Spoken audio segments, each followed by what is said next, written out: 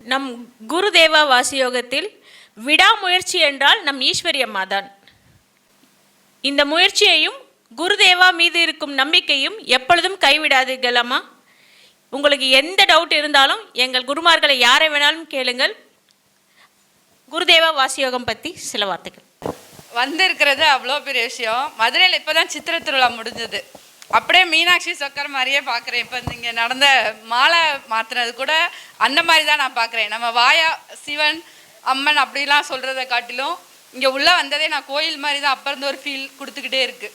திருவண்ணாமலை பார்க்கணுன்றதை காட்டிலும் இங்கே நடக்கிற ஒவ்வொரு விஷயங்களும் அந்த மாதிரி ஒரு ஆத்ம வணக்கம் சொல்கிறத விட ஆத்ம நன்றிகள் கோடி குருதேவா. இன்னைக்கு அவ்வளோ சந்தோஷமாக இருக்கேன். நான் என்னோட பயணம் ஸ்டார்ட் ஆனது வந்து சோபனா மேமால தான். நான் ஜஸ்ட் வாட்ஸ்அப்பில் வந்து இப்போ மட்டும்தான் எனக்கு அவங்கள தெரியும். நேரில் கூட பார்த்ததில்ல. அவங்களோட ஒரே ஒரு நாள் வச்சுருந்தாங்க இந்த மாதிரி யோகா இது தெரிஞ்சுக்கணுமா அப்படின்னு சொல்லி.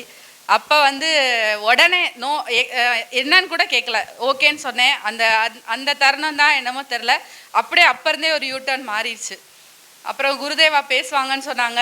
எனக்கு அப்பையும் இன்னொரு மேம் சொன்னாங்கல்ல, எப்படி ஆஸ்திரேலியாவில் இருக்காங்க பக்கத்தில் இருக்கவங்ககிட்டே நம்மளை புரிஞ்சுக்கல அப்படின்னு.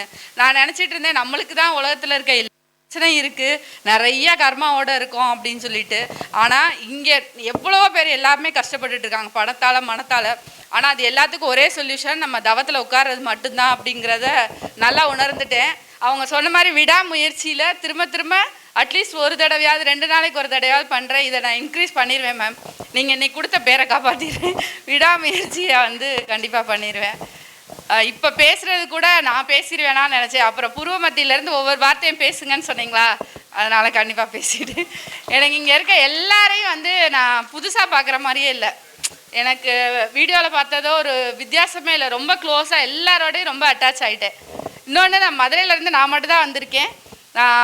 அதை விட என்னென்னா எல்லாத்துலேயும் மதுரையை டச் பண்ணவங்க கொஞ்சம் ஃபேமஸ் ஆவாங்க.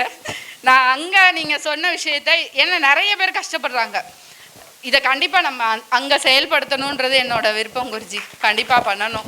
நிறைய பேருக்கு இதை உதவி பண்ணணுன்றது ஒவ்வொருத்தருக்கும் பிறப்பின் நோக்கம் தெரியாமலே வாழ்ந்துட்டுருக்கோம். நான் வந்து இந்த நீங்கள் கொடுத்துருக்க நல்ல விஷயத்தை எடுத்துகிட்டு போகணுன்னு நினைக்கிறேன். கண்டிப்பாக செய்வேன் குருஜி. ஆத்மா வணக்கம். நன்றிகள் கோடி. நன்றி.